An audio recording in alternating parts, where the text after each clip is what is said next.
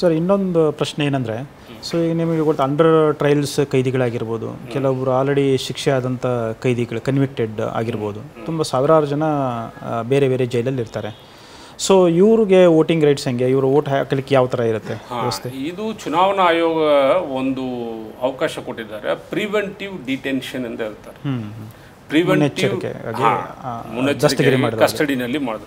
Preventive ಡಿಟೆನ್ಷನ್ನಲ್ಲಿ ಇದ್ದರೆ ಅಂಥವು ಕಾನೂನು ಕೆಳಗಡೆ ಅವರು ಇದ್ದರೆ ಅವ್ರಿಗೆ ಅವಕಾಶ ಇದೆ, ಕನ್ವಿಕ್ಟ್ಗಳಿಗೆ ಇಲ್ಲ. ಅಂಡರ್ ಟ್ರಯಲ್ಗೆ ಇಲ್ಲ. ಪ್ರಿವೆಂಟಿವ್ ಡಿಟೆನ್ಷನ್ ಯಾವುದು? ಪ್ರಿವೆಂಟಿವ್ ಡಿಟೆನ್ಷನ್ ಅಂದರೆ ಈಗ ಗೂಂಡಾಸ್ ಆಕ್ಟ್, ಇನ್ನು ಉಳಿದ ಬೇರೆ ಪ್ರಿವೆಂಟಿವ್ ಇದರಲ್ಲಿ ಇರ್ತಾರೆ. ಪ್ರಿವೆಂಟಿವ್ ಡಿಟೆನ್ಷನ್ ಅಂದರೆ ಇವರು ಹೊರಗಡೆ ಇದ್ದರೆ ಏನಾದರೂ ಒಂದು ಮಾಡಿಬಿಡ್ತಾರೆ, ಇವರು ತುಂಬ ಇವ್ರ ಮೇಲೆ ಸಸ್ಪಿಷನ್ ಇದೆ, ಇವ್ರಿಗೆ ಒಳಗಡೆ ಹಾಕಲೇಬೇಕು, ಅವ್ರು ಇರಲೇಬೇಕೆಂದು ಬರ್ತಾರಲ್ವಾ, ಅಂದರೆ ದೇ ಆರ್ ನಾಟ್ ಕನ್ವಿಕ್ಟೆಡ್, ಅವನ ಮೇಲೆ ಏನು ಕ್ರಿಮಿನಲ್ ಅಪರಾಧ ಮುನ್ನೆಚ್ಚರಿಕೆ ಕ್ರಮವಾಗಿ ತೊಗೊಂಡಿರ್ತಾರೆ ಅಷ್ಟೇ. ಅಂಥವು ಜನರಿಗೆ ಲಿಸ್ಟ್ ಮಾಡ್ತೀವಿ, ಇಡೀ ರಾಜ್ಯದಲ್ಲಿ ಎಲ್ಲೆಲ್ಲಿದ್ದಾರೆ ಲಿಸ್ಟ್ ಮಾಡ್ತೀವಿ, ಮಾಡಿ ಮತ್ತೆ ಅವರು ಒಂದೇ ಅದೇ ಊರು ಜೈಲಿನಲ್ಲಿ ಇರಲ್ಲ. ಈಗ ಬೆಲ್ಗಾಮ್ನವ್ರಿಗೂ ಬೇರೆ ಕಡೆ ಗುಲ್ಬರ್ಗನಲ್ಲಿ ಹಾಕಿರ್ತಾರೆ ಅಲ್ವಾ, ಅದೂ ಪಾಸಿಬಿಲಿಟಿ ಇದೆ. ಸೊ ಇದನ್ನು ಅವರು ಯಾವ ಮತಕ್ಷೇತ್ರಕ್ಕೆ ಸೇರಿದವರು ಅದನ್ನು ನಾವು ನಿಗದಿ ಮಾಡಿಕೊಂಡು ಪೋಸ್ಟಲ್ ಬ್ಯಾಲೆಟ್ ಮುಖಾಂತರ ಅವ್ರಿಗೆ ಮಾಡಿಸ್ತೀವಿ. ಸರ್ ಈಗಾಗಲೇ ನೀವು ನೋಡಿರ್ಬೋದು, ಮತ್ತೊಂದು ನಮ್ಮ ಚುನಾವಣಾದಲ್ಲಿ ಹೆಚ್ಚು ಅಕ್ರಮ ನೀಡೋದಂತಂದರೆ ಈ ಮತದಾರರನ್ನ ಓಲೈಕೆ ಮಾಡ್ಕೊಳ್ಳೋ ಸಲುವಾಗಿ ಕೆಲವೊಂದು ಆಮಿಷಗಳನ್ನ ಕೊಟ್ಟೋದು. ನಾನು ಕುಕ್ಕರ್ ಕೊಟ್ಟೆ, ಸೀರೆ ಕೊಟ್ಟೆ, ಬ್ಲೌಸ್ ಪೀಸ್ ಕೊಟ್ಟೆ, ಇನ್ನೊಂದು ಸೈಕಲ್ ಕೊಟ್ಟೆ, ಈ ಥರ ಎಲ್ಲ ಮಾಡ್ತಾಯಿದ್ದಾರೆ.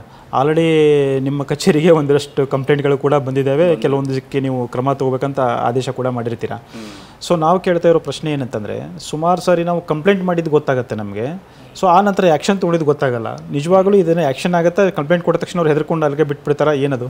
ಸೊ ಈಗ ನೀವು ಹೇಳಿದಾಗ ಇದು ಆಮಿಷ ಅಂದರೆ ಈವನ್ ಅವ್ರಿಗೆ ಊಟ ಮಾಡಿಸಿದ್ರು ಕೂಡ ಅದು ಆಮಿಷ. ಜನರಿಗೆ ಅವರು ಪಕ್ಷದ ಕಾರ್ಯಕರ್ತರಿಗೆ ಮಾಡೋದು ಬೇರೆ, ಅದು ಪಕ್ಷದ ಖರ್ಚಿನಲ್ಲಿ ಬರ್ತದೆ. ಅಂದರೆ ವೋಟರ್ಗೆ, ಮತದಾರರಿಗೆ ಅವರು ಊಟ ಕೊಡೋದು ಬೇರೆ ಯಾವುದೇ ಫ್ರೀ ಬಿ ಆಮಿಷಗಳು, ಸೀರೆ ಇರ್ಬೋದು, ಪಾತ್ರಗಳು ಇರ್ಬೋದು, ಕುಕ್ಕರ್, ಮಿಕ್ಸಿ, ಫ್ಯಾನ್, ಇದೆಲ್ಲ ಕೊಡ್ತಾರೆ. ಇದೆಲ್ಲನೂ ಕೂಡ ಆಮಿಷದಿಂದ ಆಗಿಬಿಡ್ತದೆ. ಎಲ್ಲ ಇದು ಆಮಿಷ ಮಾಡಿದರೆ ಕ್ರಿಮಿನಲ್ ಪ್ರಕರಣ ತಗೊಳ್ಬೇಕು, ಇದು ಅನಿವಾರ್ಯ, ಇದು ತಗೊಳ್ಳೇಬೇಕು. ಇದಕ್ಕೇನು ಎಕ್ಸಂಪ್ಷನ್ ಅಥವಾ ಇದರಲ್ಲಿ ಏನೋ ಡಿಸ್ಕ್ರಿಷನ್ ಎಲ್ಲ ಇಲ್ಲ. ಇಂಥವು ಕಂಪ್ಲೇಂಟ್ ಬಂದ ತಕ್ಷಣ ಇಮಿಡಿಯೇಟ್ಲಿ FIR ಆಗಿಬಿಡ್ತದೆ. FIR ಆಗ್ತದೆ. ಮಾಧ್ಯಮಗಳಲ್ಲೂ ಕೂಡ ಡೈಲಿ ನಾವು ಎಲ್ಲಿ ಎಷ್ಟು FIR ಮಾಡಿದ್ವಿ ಈ ಡೀಟೇಲ್ಸ್ ಎಲ್ಲ ಪ್ರಕಟ ಮಾಡ್ತೀವಿ, ಎಲ್ಲೋ ಒಂದು ಜನರಿಗೆ ಗೊತ್ತಾಗ್ತದೆ. ಎಲ್ಲೋ ಒಂದು ಅಕ್ರಮ ಆಗ್ತಾ ಇದೆ ನನ್ನ ಪಕ್ಕ ಅಂತ ಸಾರ್ವಜನಿಕರು ಕೂಡ ಎಲೆಕ್ಷನ್ ಕಮಿಷನ್ ಕಂಪ್ಲೇಂಟ್ ಕೊಡಬಹುದು, ಹ್ಯಾಕ್ ಕೊಡಬಹುದು, ಮಾಡಬಹುದು.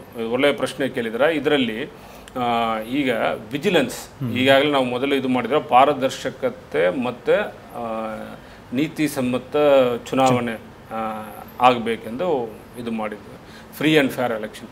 ಸೊ ಇದರಲ್ಲಿ ಈ ವಿಜಿಲೆನ್ಸ್ ನಿಗಾ ಇಲ್ಲದೆ ಇದ್ದರೆ ಅದು ನಾವು ಮಾಡೋಕ್ಕೆ ಆಗಲ್ಲ. ಸೊ ಇದು ಬರೀ ಚುನಾವಣಾ ಆಯೋಗದ ಕೆಲಸ ಅಷ್ಟೇ, ಚುನಾವಣಾ ಆಯೋಗ ಮಾತ್ರನೇ ಮಾಡಬೇಕಂದ್ರೆ ಇಲ್ಲ. ಈಗ ನೀವು ಕೇಳಿದಾಗ ಪ್ರತಿಯೊಬ್ಬ ನಾಗರಿಕರು ಇದರಲ್ಲಿ ಪಾಲ್ಗೊಳ್ಳಲಿಕ್ಕೆ ಅವಕಾಶ ಇದೆ. ಈಗ ಪ್ರತಿಯೊಬ್ಬರು ಕಂಪ್ಲೇಂಟ್ ಮಾಡ್ಬೋದು. 1950 ಎಂದು ಒಂದು ಟೋಲ್ ಫ್ರೀ ನಂಬರ್ ಮಾಡಿದ್ವಿ, ಶುಲ್ಕರಹಿತ ಸಹಾಯವಾಣಿ. ಇದು ಎಲ್ಲಿಂದ ಬೇಕಾದ್ರೂ ಮಾಡ್ಬೋದು. ಈಗ ಯಾವ ಪ್ಲೇಸಿಂದ ನಾವು ಮಾಡ್ತೀವೋ ಆ ಜಿಲ್ಲೆ ಕಾಲ್ ಸೆಂಟರ್ಗೆ ಹೋಗ್ತದೆ. ಈಗ ನೀವು ಬಾಗಲಕೋಟೆಯಿಂದ ಫೋನ್ ಮಾಡಿದರೆ ಯಾರೋ ಒಬ್ಬರು 1950 ಡಯಲ್ ಮಾಡಿದರೆ ಬಾಗಲಕೋಟೆ DC ಆಫೀಸ್ ಹೋಗ್ತದೆ, ಇಮಿಡಿಯೇಟ್ಲಿ ಆ್ಯಕ್ಷನ್ ತೊಗೊಳ್ಬೇಕು. ಅವರು ಪ್ರತಿಯೊಂದು ಕಾಲು ಕೂಡ ರೆಕಾರ್ಡ್ ಆಗ್ತದೆ. ಇವ್ರು ಏನು ಮಾಡ್ತಾರೋ ಎಲ್ಲ ರೆಕಾರ್ಡ್ ಆಗ್ತದೆ. ಪ್ರತಿ ಕಾಲು ವೆಬ್ಸೈಟ್ನಲ್ಲಿ ಇರ್ತದೆ, ನಮ್ಮ ಪೋರ್ಟಲ್ನಲ್ಲಿ ಹೋಗಿ ರೆಕಾರ್ಡ್ ಆಗಿರ್ತದೆ. ಸೆಕೆಂಡ್ ಆ ಕಾಲ್ನಲ್ಲಿ ಎಷ್ಟು ಟೈಮಿಗೆ ಬಂತು ಆಟೋಮೆಟಿಕಲಿ ಎಂಟ್ರ್ ಆಗ್ತದೆ ಡೇಟಾಬೇಸ್ನಲ್ಲಿ. ಇವರು ಫೋನ್ ಮಾಡಿದ್ದಾರೆ, ಇದು ಕಂಪ್ಲೇಂಟ್, ಬ್ರೀಫ್ ಆಗಿ ಒಂದು ಕಂಪ್ಲೇಂಟ್ ಒಂದು 2 ಲೈನ್ ಅವರು ಟೈಪ್ ಮಾಡಬೇಕು, ದೆನ್ ಅದು ರೆಕಾರ್ಡ್ ಆಗಿ ಅಲ್ಲಿರ್ತದೆ. ಇದಕ್ಕೆ ಟೈಮ್ ಇದೆ. ಚುನಾವಣಾ ಆಯೋಗ NGRS national grievance redressal portal ಅಂತ ಇದೆ. ಪ್ರತಿಯೊಂದು ಕಂಪ್ಲೇಂಟ್ಗೂ ಅದು ಸೆನ್ಸಿಟಿವಿಟಿ ಮೇಲೆ 24 ತಾಸಿನಲ್ಲಿ ಮಾಡೋದು ಯಾವುದು, 1 ವಾರದಲ್ಲಿ ಮಾಡೋದು. ಈಗ ಯಾರೋ ಒಬ್ಬರನ್ನ ಕಾರ್ಡ್ ಇಲ್ಲ ಎಂದು ಕೇಳ್ತಾರೆ, ಎಪಿ ಕಾರ್ಡ್ ಬೇಕು, ಈ ಥರ ಜನರಲ್ ಆಗಿ ಕಂಪ್ಲೇಂಟ್ ಕೊಡೋದು ಒಂದು. ಇನ್ನೊಂದು ಸಿಟಿಸನ್ ವಿಜಿಲ್ ಎಂದಿದೆ, ವಿಜಿಲ್ ಎಂದು ಕರಿತೀವಿ. ಇದು ಒಂದು ಆ್ಯಪ್ ಬೇಸ್ಡ್. ಈ ಆ್ಯಪ್ನಲ್ಲಿ ಏನಂದರೆ ಆ್ಯಪ್ ಡೌನ್ಲೋಡ್ ಮಾಡ್ಕೊಳ್ಬೇಕು. ಜಸ್ಟ್ ಎಲ್ಲೋ ಒಂದು ಕಡೆ ಈ ಥರ ಆಮಿಷ ಹೊಡ್ತಾ ಇದ್ದಾರೆ ನಮಗೆ ಗೊತ್ತಾಗ್ತದೆ ಜನರಿಗೆ ಅಂದರೆ ಯಾರು ಬೇಕಾದ್ರೂ ಒಂದು ಫೋಟೋ ಕ್ಲಿಕ್ ಮಾಡಿ ಅಪ್ಲೋಡ್ ಮಾಡಿದ್ರೆ ಸಾಕು, ಸಬ್ಮಿಟ್. ಬೇರೆ ಏನೂ ಬೇಕಾಗಿಲ್ಲ. ಅದ್ರ ಬಗ್ಗೆ ನಿಮ್ಮ ಮೊಬೈಲ್ ನಂಬರ್ ಕೇಳಲ್ಲ, ಎಲ್ಲಿಂದ ಮಾಡಿದ್ರೆ ನಿಮ್ಮ ಹೆಸರು ಕೇಳಲ್ಲ, ನಿಮ್ಮ ಅಡ್ರೆಸ್ ಕೇಳಲ್ಲ, ಯಾವುದೂ ಕೇಳಲ್ಲ ಆ್ಯಪ್ನಲ್ಲಿ. ಒಂದೇ ಫೋಟೋ ಸಬ್ಮಿಟ್ ಅಷ್ಟೇ.